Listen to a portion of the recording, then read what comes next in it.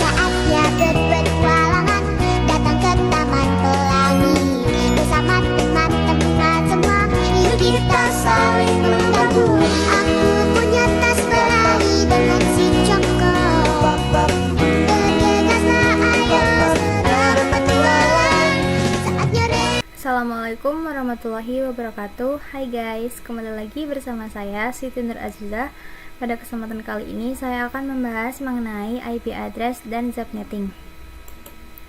Nah, untuk beberapa hal yang akan kita bahas yaitu ada pengenalan IP address dan subnetting, IP public dan IP private, classful dan classless addressing, kasus subnetting, konsep block subnet, dan yang terakhir ada konsep switch dan router.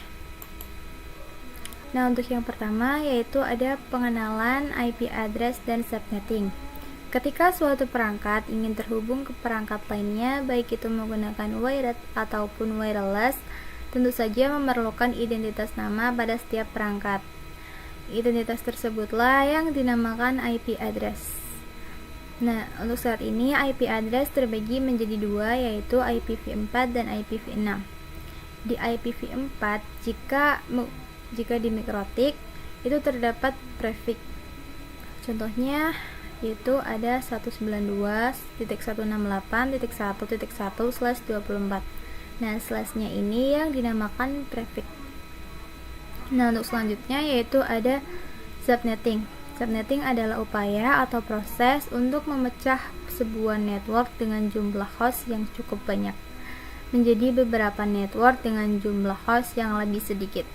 Teknik subnetting membuat skala jaringan lebih luas dan tidak dibatasi oleh kelas-kelas IP, baik kelas A, kelas B, dan kelas C yang sudah diatur. Nah, kita langsung aja menuju ke materi yang selanjutnya, yaitu IP address private dan IP address public. Singkatnya, IP public merupakan IP yang digunakan di internet dan bisa diakses dari mana saja.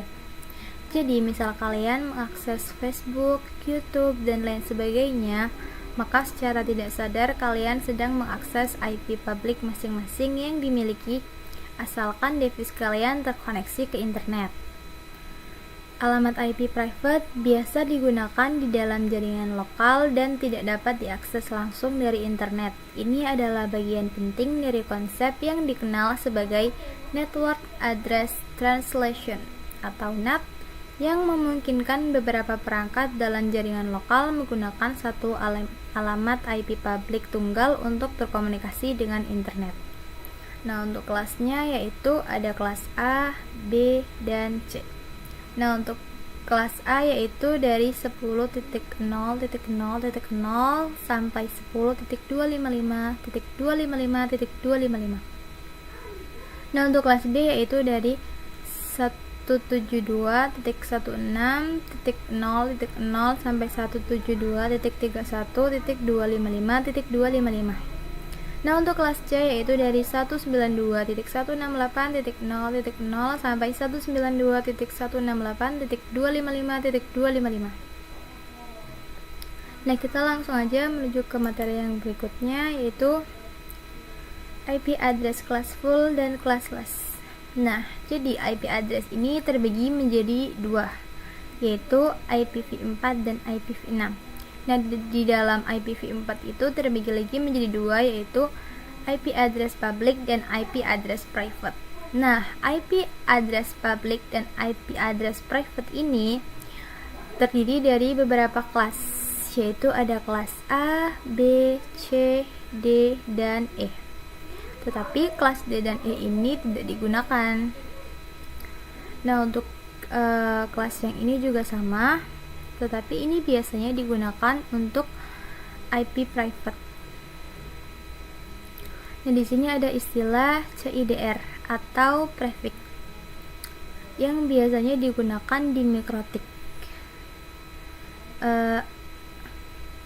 Kalau di Cisco itu biasanya menggunakan subnet mask. Keduanya memiliki fungsi yang sama, yaitu untuk menentukan jumlah IP yang dapat digunakan.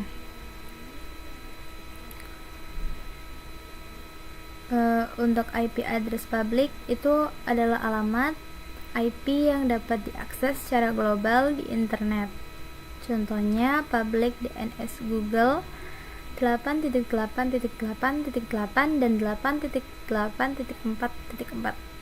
Sedangkan IP address private adalah alamat IP yang digunakan pada jaringan lokal atau LAN. Oke, kita lanjut aja ke materi yang selanjutnya.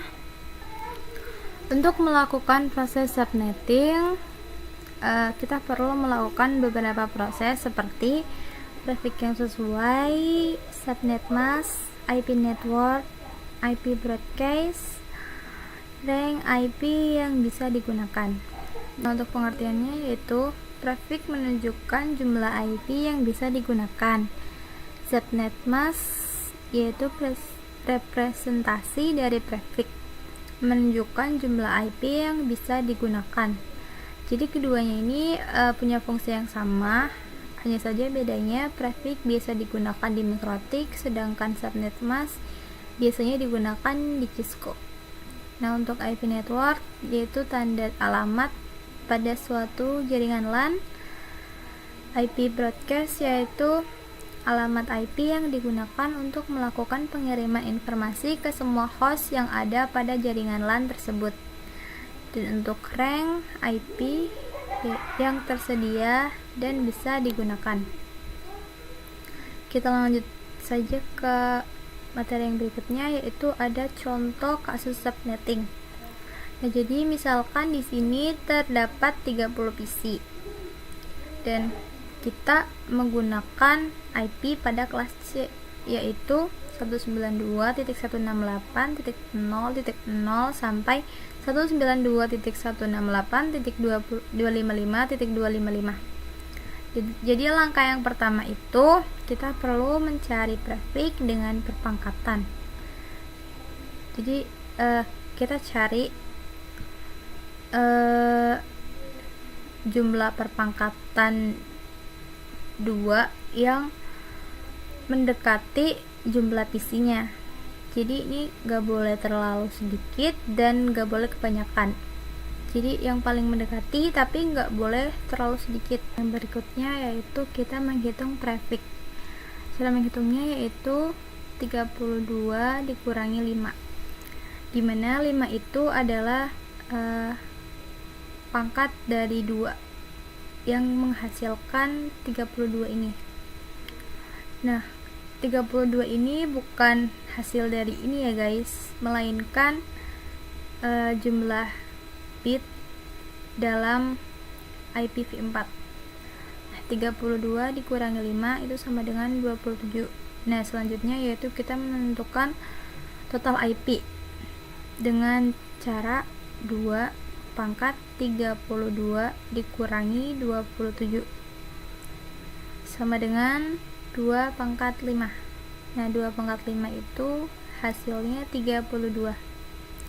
Dan untuk selanjutnya yaitu menentukan subnet mask dengan cara 256 ya dikurangi 32, hasilnya yaitu 224.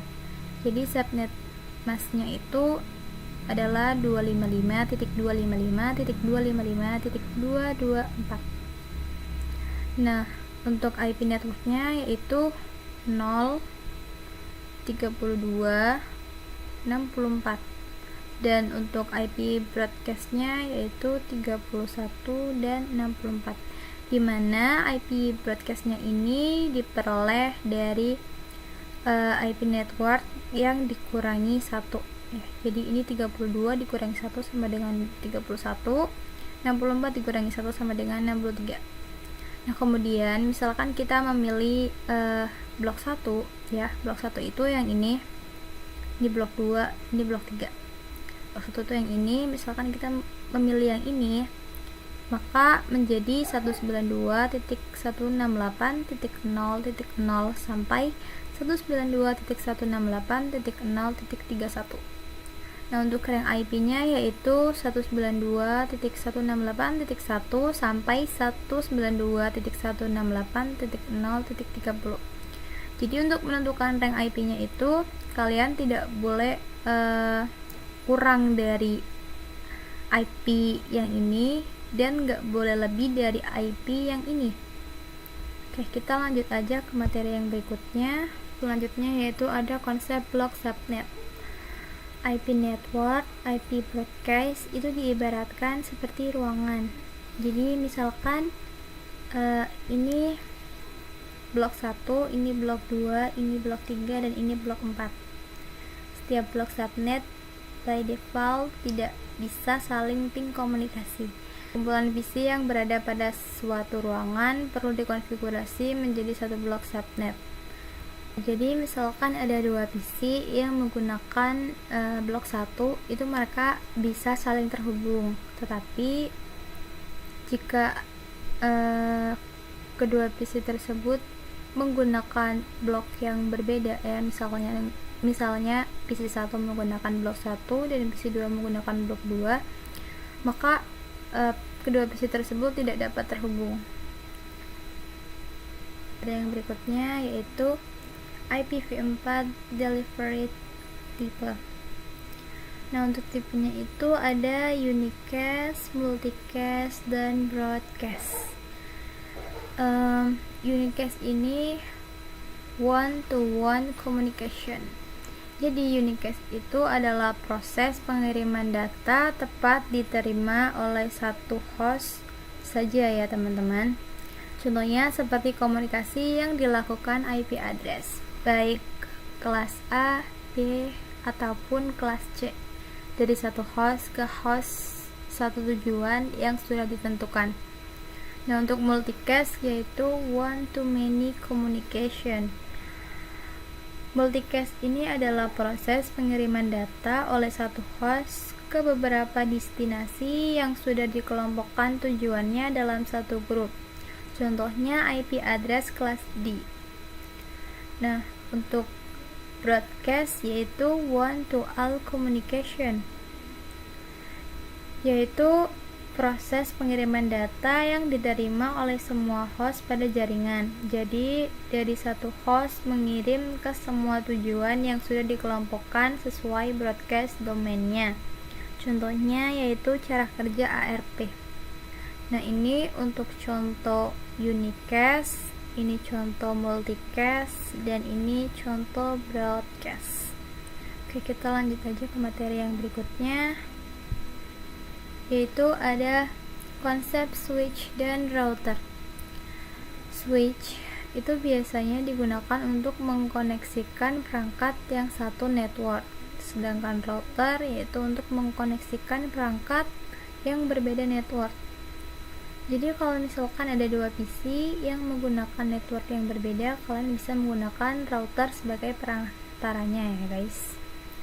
Nah, oke, kira-kira cukup sekian materi yang dapat saya sampaikan. Kurang lebihnya mohon maaf. Sekian dari saya. Wassalamualaikum warahmatullahi wabarakatuh.